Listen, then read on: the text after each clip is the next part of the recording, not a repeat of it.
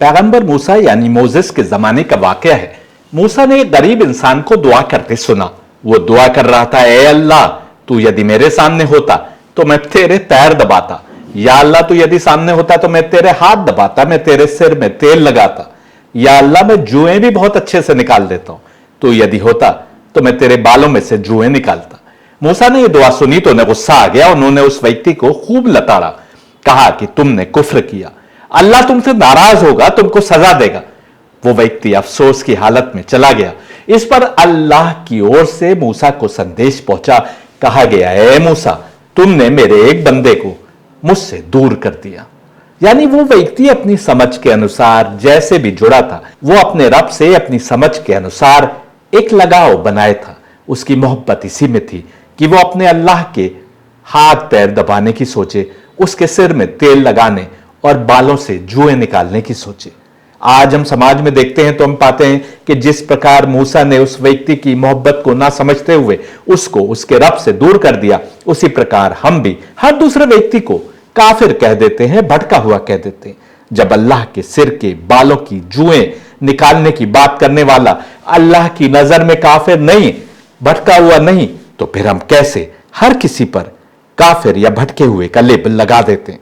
पर इसका यह मतलब नहीं कि हम जो कुछ भी करें अल्लाह के सामने सब कुछ सही है। सही और गलत के दरमियान अंतर हमें करना है। हक और बातिल की समझ पैदा करने की हमें निरंतर कोशिश करना है। यह एक प्रोसेस है जो हमें हमेशा जारी रखना है ताकि हम हक को समझने के करीब बढ़ते चले। क्योंकि निजात या मोक्ष पाने के लिए दो चीजें आवश्यक हैं, जैसा हम बताते आ रहे हैं। एक जनन यानी सत्य मार्ग का ज्ञान, और दूसरे उस मार्ग की जानकारी रखते हुए उस पर चलना, उस पर अग्रसर होना। कुरान कहता है कि जब तुमको दोनों मार्ग बता दिए गए थे, यानी नूर और जुल्मत का मार्ग, तो तुम वो मुश्किल चढ़ाई क्यों नहीं चढ़े जिस पर तुम्हारी बेहतरी थी। जो मार्ग तुम्हारे ग्रंथ ने तुमको बताया उसको समझते हुए तप और दूसरे तरीकों से आत्मिक उत्थान के मार्ग पर चलकर ही हम अपने क्रिएशन के मकसद को पूरा करेंगे। यही कारण है कि हमारा पहला कर्तव्य अपने ग्रंथ को समझने की कोशिश करना है। यदि ग्रंथ का कोई अनुवाद कह रहा हो कि देवता होते हैं और कोई कह रहा हो कि नहीं होते, तो दोनों अनुवाद सही नहीं हो सकते, जैसा कि हमने मानना प्रारंभ कर दिया है। हमको निरंतर कोशिश जारी रखना है अपने ग्रंथों को समझने की, सत्य को समझने की। हमें दूसरों की चिंता नहीं करनी, बल्कि अपनी चिंता करनी है। अपनी आत्मा को पाकीज़गी के मार्ग पर लगाने के लिए निरंतर आगे बढ़ाना है। दूसरों के एक्ट को बुरा नहीं कहना, बल्कि अपने कर्मों को पाक से पाकतर बनाते जाना है। तमस यानी जुल्मत के चंगुल में फंसे लोग अपने अंदर झांक कर नहीं देखते, बल्कि दूसरों को लताड़ते हैं, उनके धर्म, उनके तौर तरीकों को बुरा कहते हैं या उनको उनके तौर तरीकों पर चलने से रोकते हैं। कुरान तो यह तक कह रहा है कि विभिन्न समुदायों को विभिन्न रस्म रिवाज और तौर तरीके भी अल्लाह की ओर से ही बताए गए, ताकि यह देख सकें कि तुम उस पर चलते हो कि नहीं। तुमको उस पर चलना है जो तुम्हारे बीच बताया गया।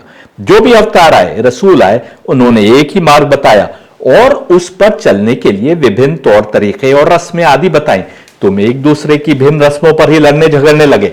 तुम भूल गए कि अल्टीमेट मकसद उस क्रिएटर के आगे नतमस्तक होना है, उसके आगे समर्पण करना है। तुम ऐसे अहंकारी बन गए कि ना तो अपनी आत्मा को ही उस मार्ग पर लगा पाए, बल्कि दूसरों के तौर तरीकों पर नुक्ताचीनी करने लगे या उनको अपनी अपनी रस्में निभाने से रोकने लगे। नमाज पर हमारी इस रिपोर्ट के पाठ 1 में आपने देखा कि सनातन किताबों में भी एब्सोल्यूट निराकार ब्राह्मण के आगे नतमस्तक होने का वैसे ही कॉन्सेप्ट मौजूद है जैसा मुसलमानों के बीच है। यजुर्वेद ने यज्ञ नमश को शिव का यज्ञ बताया है, यह भी आपने देखा। इस सृष्टि के क्रिएटर की उपासना करने को गीता और उपनिषद भी कह रहे हैं और कुरान भी कह रहा है। अफसोस की बात यह है कि कुछ लोग अपनी अज्ञानता के कारण नमाज पढ़ते मुसलमानों के खिलाफ FIR करने लगे हैं या नमाज के पढ़ने में व्यवधान डालते हैं। आइए ऐसे कुछ केसेस देखते हैं और फिर अपने विचार साझा करेंगे। 29 मार्च 2023 में इंडियन एक्सप्रेस की खबर देखिए। नोएडा और ग्रेटर नोएडा की 2 विभिन्न सोसाइटीज में रमजान में पढ़ी जाने वाली नमाज तरावी को लेकर विवाद खड़ा हो गया। पहला विवाद खड़ा हुआ ग्रेटर नोएडा के सुपरटेक इको विलेज 2 में और दूसरा नोएडा के सेक्टर 137 में सुपरटेक इको सिटी में। पहले केस में करीब 30-40 मुसलमान नमाज पढ़ने के लिए तीसरी मंजिल पर स्थित एक खाली कमरे में जमा हुए। इस पर किसी ने पुलिस को बुला लिया। हिंदू कम्युनिटी का कहना था कि उनको अपनी सोसाइटी के लोगों द्वारा नमाज पढ़ने पर कोई आपत्ति नहीं है, लेकिन सोसाइटी के बाहर के कुछ लोगों के वहां आकर नमाज पढ़ने को लेकर उनको आपत्ति थी। तुम्हारा क्रिएटर सोसाइटी के अंदर ही है, क्या तमाम सृष्टि का क्रिएटर है। मुस्लिम कम्युनिटी ने यह निर्णय लिया कि वो नमाज नहीं पढ़ेंगे और तब पुलिस के अनुसार दोनों साइड्स रजामंद हुई और अमन कायम हुआ। साफ है कि अमन तब कायम हुआ जब मुसलमानों ने नमाज पढ़ने का विचार तर्क कर दिया। इसको दूसरे तरीके से देखें तो अमन कायम ना होता यदि मुसलमानों का वो गुट उस खाली कमरे में नमाज पढ़ने के निर्णय पर अड़े रहता। सवाल यह है कि एक बंद कमरे में ही तो नमाज हो रही थी, क्यों कुछ लोग अड़े थे कि नमाज नहीं पढ़ने देंगे। दूसरा केस भी इससे मिलता जुलता है। नोएडा के एक सोसाइटी में एक पार्टी हॉल बनाया गया है जिसमें विभिन्न लोग अपने अपने धार्मिक प्रोग्राम्स के आयोजन की परमिशन स्टेट मैनेजर से लेते हैं। मुस्लिम कम्युनिटी ने 35 से 50 लोगों के लिए 20 दिनों के लिए 8 बजे से 10 बजे रात तक उस हॉल में नमाज पढ़ने की परमिशन मांगी थी। हॉल में करीब 30 लोग थे जिनमें महिलाएं और बच्चे भी थे। तभी 8 से 10 लोग वहां आ गए और उन्होंने नमाज रोकने को कहा। पीछे पीछे पुलिस आ गई। पुलिस का कहना था कि मुसलमानों को पुलिस से परमिशन लेना होगी। मुसलमानों का कहना है कि मंदिर में कोई प्रोग्राम होता है तो भी हम डोनेशंस देते हैं। वे तो केवल खामोशी से पूजा अर्चना कर रहे थे, उसमें किसी को क्या आपत्ति हो सकती है। पुलिस का कहना है कि फेस्टिव सीजन को देखते हुए इलाके में 1 मार्च से 31 मार्च के बीच दफा 144 लगी थी और वहां नमाज के लिए 25 से 30 लोग जमा थे। सवाल यह उठता है कि क्या दफा 144 का अर्थ यह है कि मंदिरों और मस्जिदों में भी लोग जमा ना हो?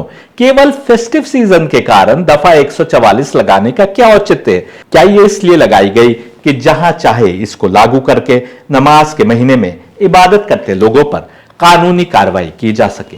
अब सुनिए एक और खबर। इसी दिन यानी 29 मार्च को अमृत विचार अखबार में छपी। शीर्षक था सड़क पर पड़ी नमाज, जांच शुरू। खबर भी सुन लीजिए। बापू भवन सचिवालय के समीप 20 सड़क पर एक धर्म विशेष की महिला द्वारा धार्मिक लिबास में नमाज अदा करने की फोटो सोशल मीडिया पर तेजी से वायरल हो रही है। आगे लिखा है कि इस फोटो में वो महिला बापू भवन के पीछे रोड पर नमाज पढ़ते दिख रही है। संयुक्त पुलिस आयुक्त का कहना है कि फोटो को संज्ञान में लेते हुए हुसैनगंज थाने से मामले की जांच की जा रही है। इससे बस एक दिन पहले की एक और खबर देखें टाइम्स ऑफ इंडिया से। शीर्षक है 30 बुक्ड फॉर ऑफरिंग नमाज एट फर्रुखाबाद रेलवे स्टेशन। इस खबर के अनुसार करीब 30 लोगों ने फर्रुखाबाद रेलवे स्टेशन पर नमाज पढ़ी थी। किसी ने उसकी फोटो क्लिक कर ली और सोशल मीडिया पर डाल दी जो वायरल हो गई। इस पर हिंदू सभा के लोगों ने जीआरपी पुलिस स्टेशन का घेराव कर लिया और उन लोगों के खिलाफ कार्रवाई करने की मांग की। अंततः पुलिस ने 30 लोगों के नाम केस दर्ज किया, तब इन लोगों को संतुष्टि हुई। ये तो केवल 2 दिनों की अखबारों की रिपोर्ट्स है। ऐसी खबरें आपने कितनी ही बार विभिन्न समाचार पत्रों में पढ़ी होंगी। इंडियन एक्सप्रेस की इस रिपोर्ट के अनुसार केवल यूपी में सैकड़ों नमाजियों पर एफआईआर हो गई सड़क पर ईद की नमाज पढ़ने पर। एक और रिपोर्ट के अनुसार केवल कानपुर कमिश्नरेट पे 1800 नमाजियों पर एफआईआर दर्ज हुई। अब होगा क्या? पुलिस तमाम दरवाजे खटखटाएगी, लोगों को थाने उठाकर ले जाएगी या समन करेगी और अनेक स्थानों पर उगाही का सिलसिला भी शुरू हो सकता है कि किस पर एफआईआर हो, किस पर नहीं। सड़क पर नमाज पढ़ना जायज है कि नहीं, इसके बारे में इस्लाम क्या कहता है, इस पर किसी और दिन बात करेंगे। फिलहाल भारत में तो होली की सेलिब्रेशंस हो या कोई जागरण, सब कुछ सड़क पर ही होता आया है और यही आदत मुसलमानों ने भी अपना ली है, जिस पर नए जमाने में एफआईआर होना शुरू हो गई है। सवाल यह है कि क्यों हिंदू नहीं चाहते कि मुस्लिम पब्लिक में नमाज पढ़े? दूसरा सवाल यह है कि क्यों मुसलमान कहीं ना कहीं पब्लिक में नमाज पढ़ते नजर ही आ जाते हैं कि हिंदुओं को अपना गुस्सा निकालने का मौका मिल जाता है। नमाज पढ़कर क्या मिल जाता है मुसलमानों को? पहला प्रश्न, क्या मुसलमान किसी और खुदा की इबादत करते हैं और हिंदू किसी और की?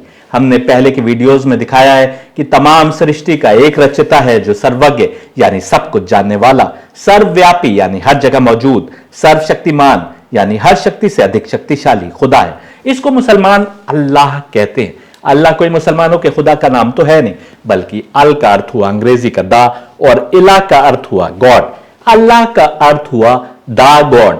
सनातन किताबों में सृष्टि के एक क्रिएटर को एक ही बताया गया, बल्कि ज्ञानी तो इस पर भी डिबेट करते हैं कि एक ही नहीं बल्कि वो एक मैव है। एक से तो अर्थ निकल सकता है कि उसके सामने कोई और भी हो सकता है, एक का आधा और चौथाई भी किया जा सकता है, लेकिन वो तो बस अकेला है, एक मैव है। सनातन किताबों में उस क्रिएटर को कहीं ब्रह्म कहा गया, कहीं महेश। हम सनातन किताबों से अनेक उदाहरण पेश कर सकते हैं यह दिखाने के लिए कि उस ब्रह्म को किन शब्दों से पहचानवाया गया। बस सृष्टि का वही एकमेव क्रिएटर मुसलमानों का दा गॉड यानी अल्लाह है। कुरान कहता है योर इलाह इज वन इलाह, your god is the God.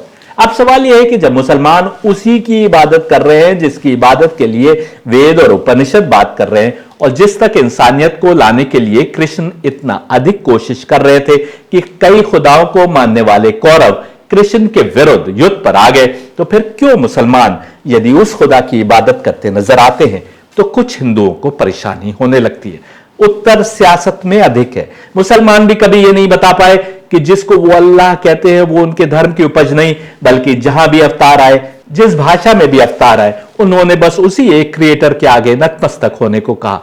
यानी सनातन किताबों में जिस एकमेव निराकार एब्सोल्यूट खुदा की बात हुई है उसी को मुसलमान अल्लाह कहते हैं और उसी के आगे सरबसजूद होते हैं, सिर झुकाते हैं। जो कोई भी उसे एक निराकार एब्सोल्यूट की इबादत करता है, भले ही यहूदी हो या ईसाई या साबियन या कोई भी क्यों ना हो, उसको उसके रब की ओर से इनाम मिलेगा, ऐसा कुरान कह रहा है।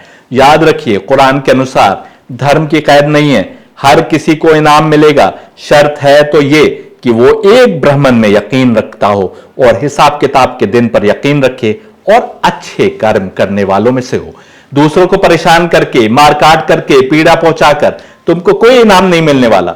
इनाम मिलेगा तो उसे जिसने अच्छे कर्म अधिक किए हों। देखिए कुरान 2:42 और कुरान 5:69, verily those who believe and those who are Jewish and Christians and Sabians whoever believes in Allah and the last day and work righteousness shall have their reward with their Lord.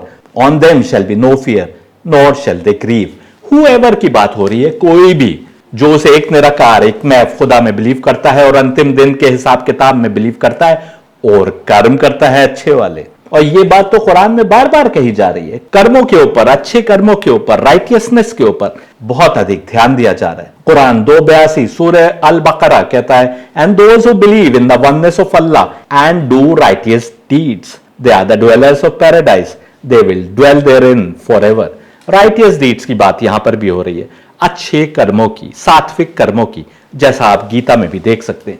सूरह अल इमरान यानी 3:57 कहती है, and as for those who believe in the oneness of Allah and do righteous deeds, Allah will pay them their reward in full and Allah does not like the zalimin. जुल्म नहीं करो, किसी के खिलाफ नाइंसाफी नहीं करो। जिसका जो हक बनता है उसको नहीं मिल रहा तो वो उसके खिलाफ जुल्म है। अगर कहीं के ऊपर कुछ रखना है और वो तुमने वहां ना रखकर कहीं और रखा तो ये उस वस्तु के साथ तुम्हारा जुल्म है। और अल्लाह जुल्म करने वालों को पसंद नहीं करता। इंसाफ से काम लो, अमन से काम लो, उस क्रिएटर को पहचानते हुए जो तुम्हारी सांसों का मालिक है उसके आगे नतमस्तक हो और दूसरों की चिंता छोड़ दो। सूरह अल अंसार 103:3 में कहा जा रहा है, who believe and do righteous good deeds order recommend one another to the truth, that is order one another to perform all kinds of good deeds which Allah has ordained and abstain from all kinds of sins and evil which Allah has forbidden and recommend one another to patience. सब्र करते हैं, एक दूसरे को सब्र की तालीम देते हैं, उस पर ईमान रखते हैं, एक मैं खुदा को, एक क्रिएटर पर, और अच्छे कर्म करते हैं, सत्य मार्ग पर चलते हैं और अच्छे कर्म के ऊपर इतना फोकस कि जो जो तुमको बताया गया है करने को उसको अंजाम देते हैं। और कुरान 4:37 में कहा जा रहा है, एंड वर्शिप अल्लाह and associate not with him and show kindness to parents and to kindred and orphans and the needy and to the neighbour that is a kinsman and the neighbor that is a stranger and the companion by your side and the wayfarer and those from your right hand and those whom your right hands possess. Surely Allah loves not the proud and the boastful. एक creator की इबादत की बात हो रही है जिसकी इबादत, जैसा हमने बृहदारण्यक उपनिषद से दिखाया, उस निराकार द्वारा क्रिएटेड पहले साकार क्रिएशन ने की। और कहा जा रहा है कि उसे एक निराकार एब्सोल्यूट के बराबर किसी को नहीं ठहराओ। हो सकता है आप कहें कि हिंदू तो अनेक खुदाओं में यकीन रखते हैं, एक एब्सोल्यूट का कॉन्सेप्ट तो उन्हें नहीं बताया गया, लेकिन यदि आप गीता और वेद ध्यान से पढ़ेंगे तो पाएंगे कि निराकार एब्सोल्यूट की बात गीता भी कर रही है और उसके आगे ही तमाम इबादतों को समर्पित करने को कह रही है और उसके समक्ष किसी को बराबर नहीं ठहराती। इस हद तक कि अर्जुन को जो इमेज दिखाई जाती है वो तमाम नकली खुदाओं को जो लोगों ने बना रखे थे आग में भस्म करते हुए दिखाई देती है। उसी एक निराकार एब्सोल्यूट की बात वेद भी करते दिखाई दे रहे हैं और उपनिषद तो इस सब शिक्षा से भरे पड़े। कलयुग में हमारी आत्मा गुनाह के दलदल में ऐसी बुरी तरह से घिर चुकी है कि हमको सत्य मार्ग भी आसानी से समझ नहीं आता।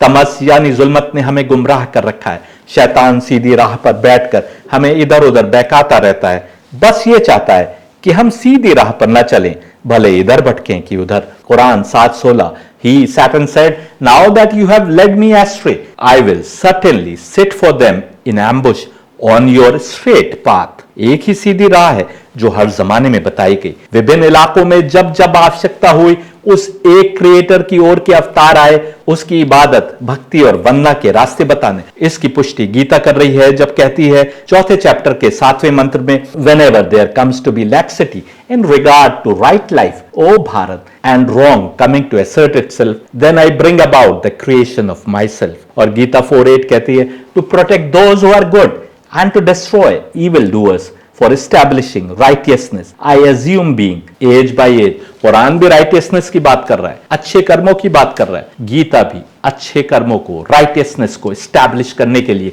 अवतार भेजने की बात हो रही है एज बाय एज, हर जमाने में। और इविल डूअर्स को डिस्ट्रॉय करने की, उनका संहार करने की बात कर रही है। और कुरान भी इसकी पुष्टि कर रहा है जब कहता है सूरह इब्राहिम में यानी 14:4 में, Never did we send a messenger except to teach in the language of his own people in order to make things clear to them. जब कभी कोई रसूल यानी अवतार भेजा गया वो उन लोगों की भाषा बोलता हुआ भेजा गया।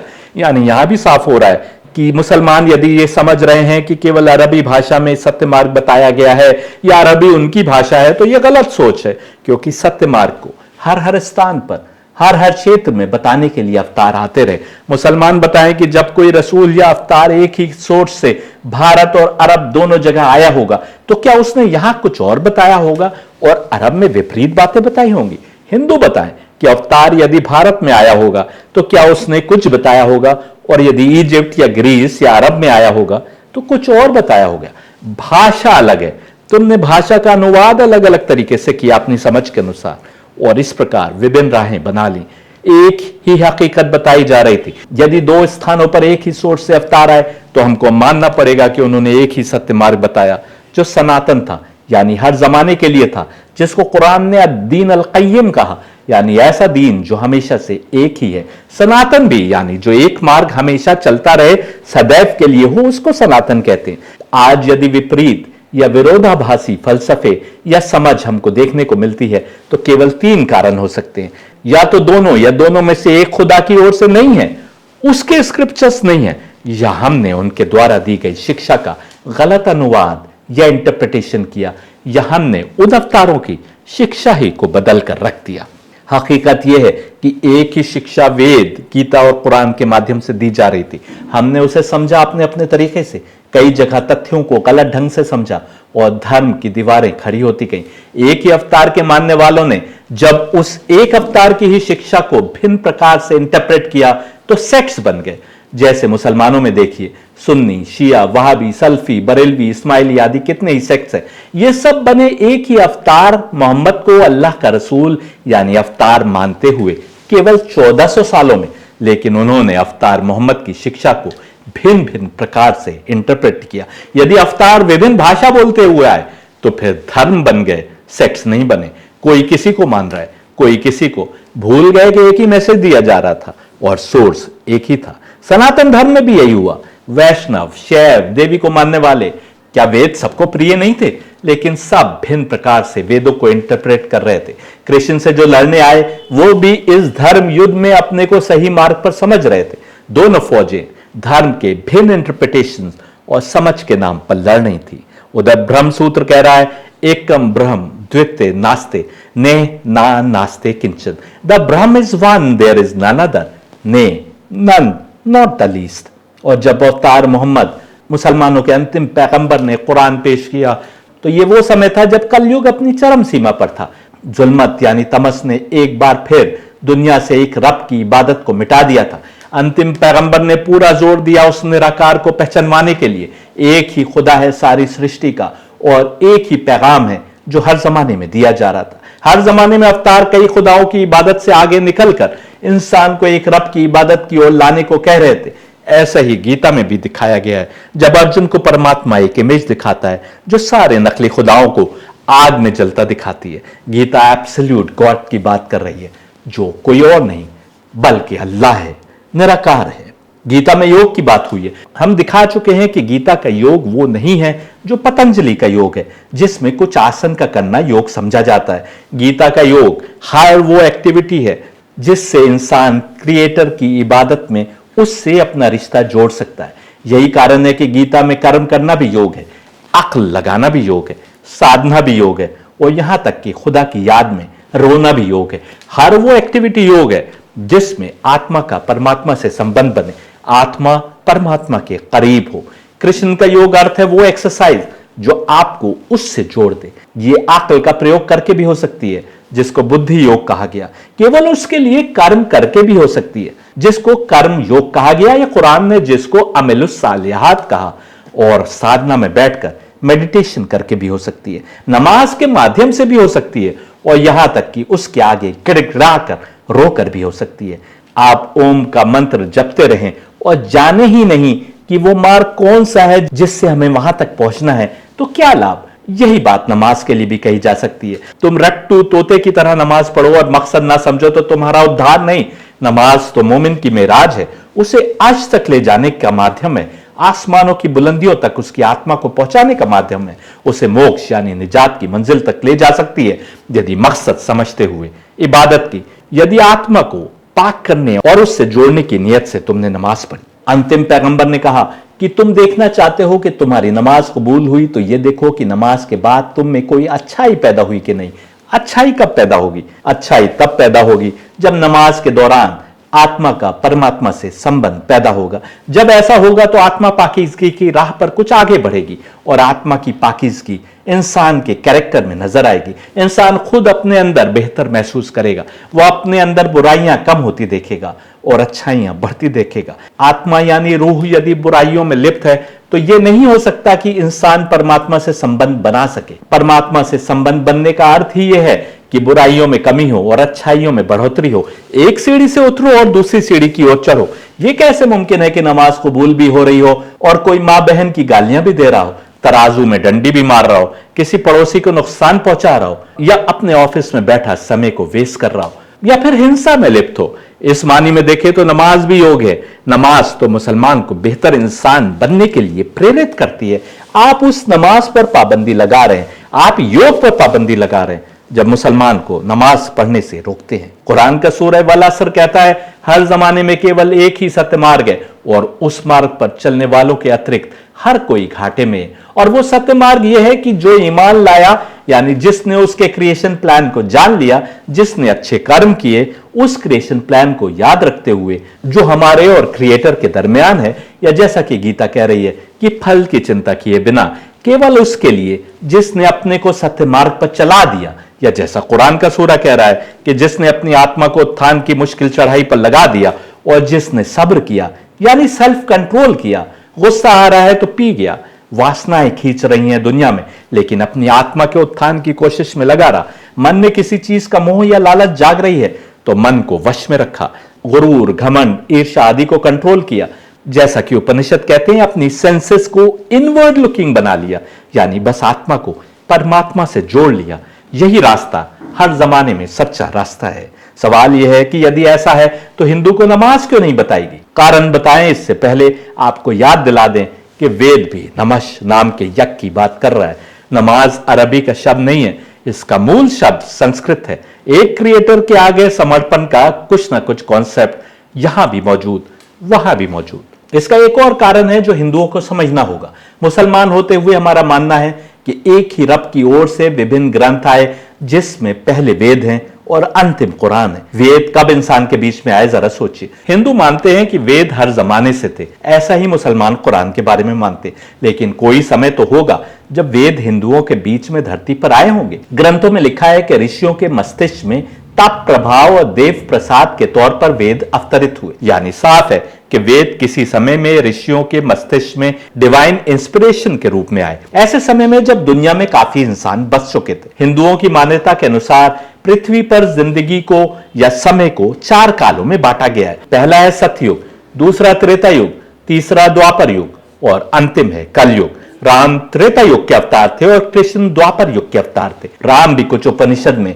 हनुमान से या सीता से वेदों की बात करते देखे जा सकते हैं। इससे साफ हुआ कि वेद या तो त्रेता युग में राम के जन्म से पहले अवतरित हुए या सतयुग में अवतरित हुए। प्रश्न ये उठता है कि सतयुग में इंसान किस हाल में था। बताया जाता है कि सतयुग में पृथ्वी पर पाप की मात्रा थी 0 और हर ओर अच्छे आचरण के लोग थे। हर ओर वो लोग थे जो जानते थे कि दुनिया में उनको भेजने का अर्थ है आत्मा को पाकीज़गी की राह पर लगाना, इस हद तक कि आत्मा मोक्ष प्राप्त कर सके। उस समय इंसान कर्म करता था तो खुदा से करीब होने की खातिर, मेडिटेशन के लिए बैठता था तो आत्मा परमात्मा से एक हो जाती थी। विजडम का प्रयोग करता था तो उस तक पहुंच जाता था। कुरान ने भी इसकी पुष्टि की जब सूरह वाक़िया में कहा कि पहले के जमाने में साबिकून यानी आगे बढ़ जाने वाले बहुत अधिक संख्या में, जबकि अंतिम जमाने में आगे बढ़ जाने वाले बस थोड़े से।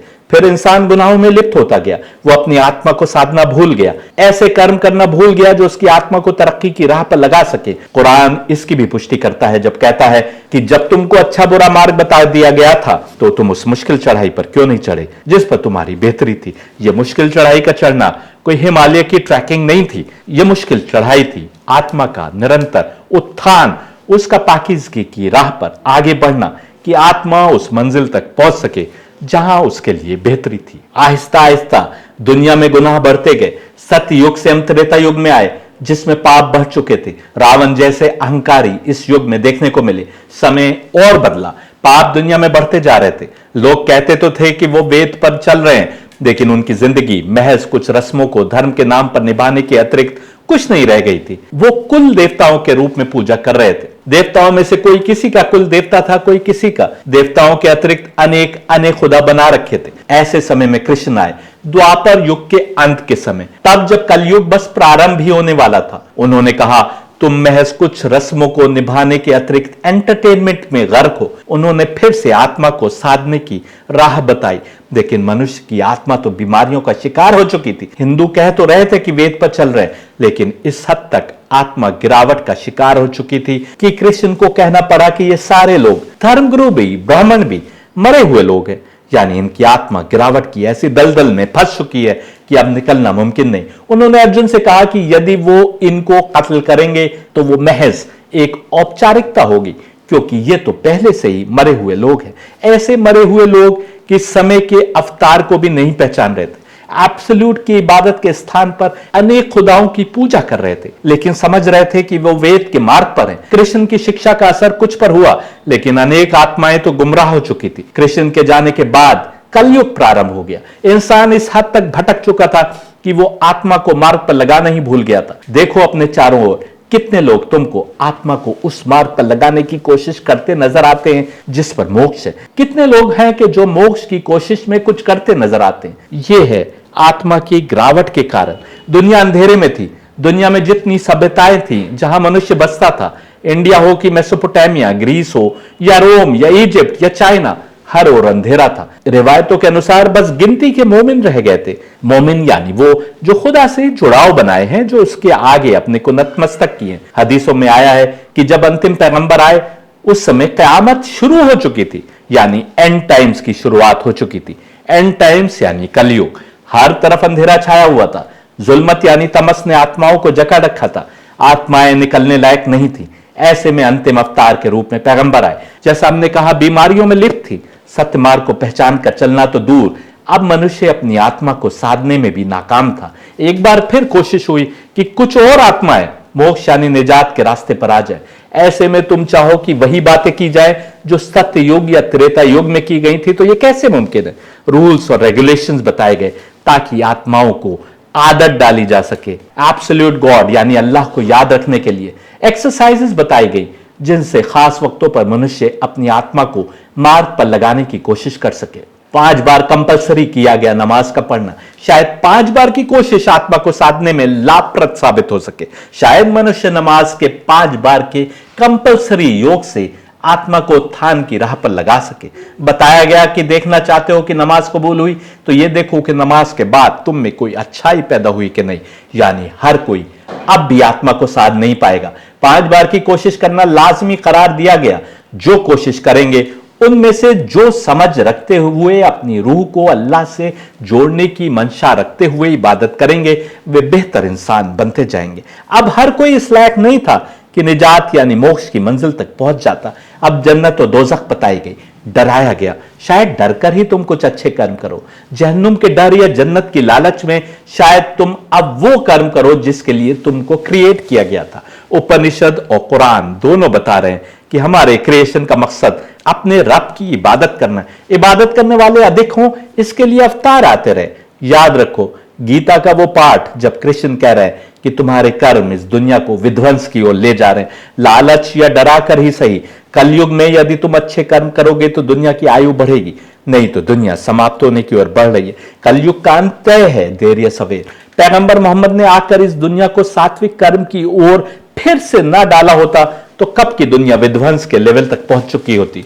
अब उनकी दी शिक्षा का असर भी कमजोर पड़ता जा रहा है। मनुष्य गुनाहों में लिप्त है। क्रिएशन का पर्पस उपनिषद और कुरान दोनों की रोशनी में क्रिएटर की इबादत करना है। ब्रदर आंखें उपनिषद देख लीजिए, कुरान देख लीजिए। लेकिन कलयुग का इंसान फिर तमस यानी जुल्मत के फंदे में गिरफ्तार हो गया। इबादत करने वालों को भी रोकने वाले सामने आने लगे, इसलिए क्योंकि यह कलयुग है। दूसरी ओर मुसलमान भी अधिकतर नमाजें तो पढ़ते दिखे, लेकिन नमाज ने उनके आचरण पर, उनके किरदार पर असर डालना छोड़ दिया। वो रूह की बीमारियों में गर्क भी है और नमाजें भी पढ़ रहे, लेकिन इसका मतलब यह नहीं कि कोशिश छोड़ दी जाए, नमाज पर रोक लगा दी जाए। अनेक लोग पथ पर चलेंगे तो कुछ तो आगे बढ़ेंगे, कुछ तो मंजिल तक पहुंचेंगे। नमाज पथ है आत्मा को साधने का, उसे बेहतरी के मार्ग पर लगाने का। हिंदुओं को दूसरे तरीके बताए गए उसी एक मंजिल तक पहुंचने के लिए, आत्मा को बेहतरी के मार्ग पर बढ़ाने के लिए। मुसलमानों को नमाज बताई गई। कुरान ने कहा हमने विभिन्न राहें बताई ताकि देखें कि तुम चलते हो कि नहीं। यदि हिंदुओं को आत्मा को साधने की राहें बताई गई हैं तो वो भी उसी सोर्स के अवतारों द्वारा जिस सोर्स से किसी और अवतार ने नमाज बताई।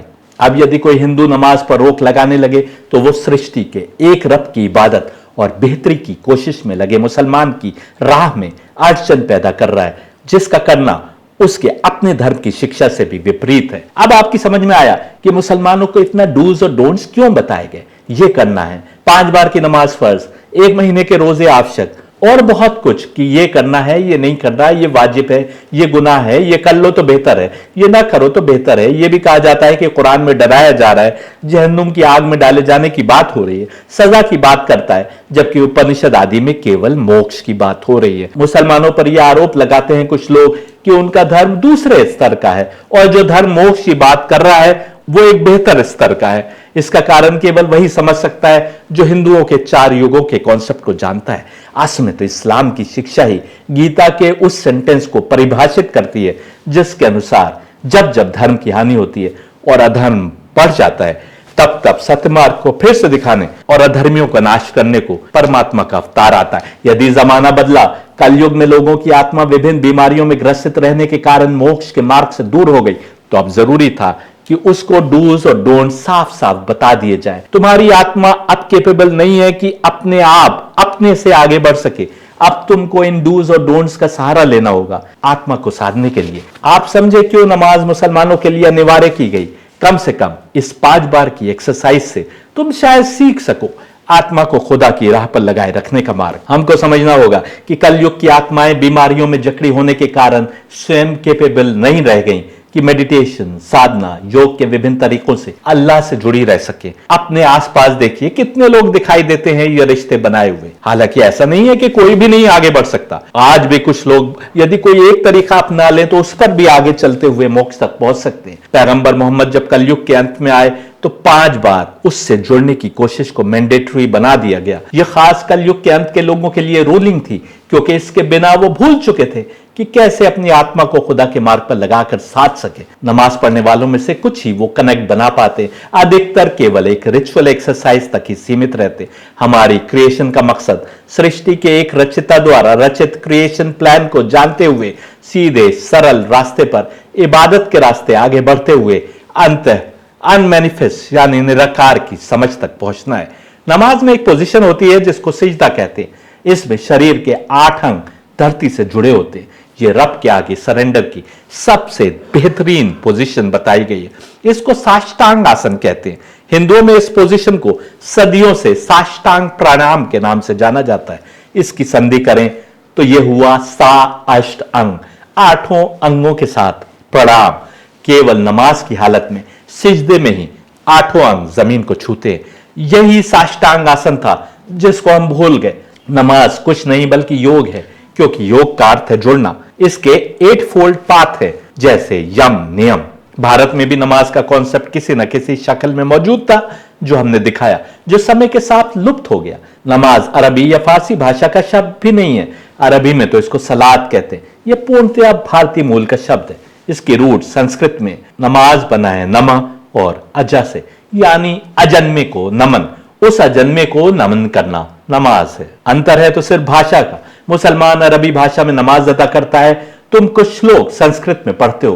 कुरान इसको भी कंफर्म कर रहा है जब कहता है कि हमने हर इलाके में उनकी ही भाषा बोलने वाले पैगंबर यानी अवतार भेजे। अरब में पैगंबर आए तो अरबी बोलते हुए, भारत में आए तो संस्कृत या पाली बोलते हुए। हमको समझना होगा कि खुदा जबान की कैद से पवित्र है। वो भाषा नहीं देखता बल्कि भाव देखता है। याद कीजिए सिर से जुए निकालने वाले भक्त का कथन, जिसका कनेक्शन उससे बनेगा जो अपनी रूह को पाकिज़गी की राह पर लगा पाने में सक्षम बनेगा, हिंदू हो कि मुसलमान, वही अपना उद्धार करेगा।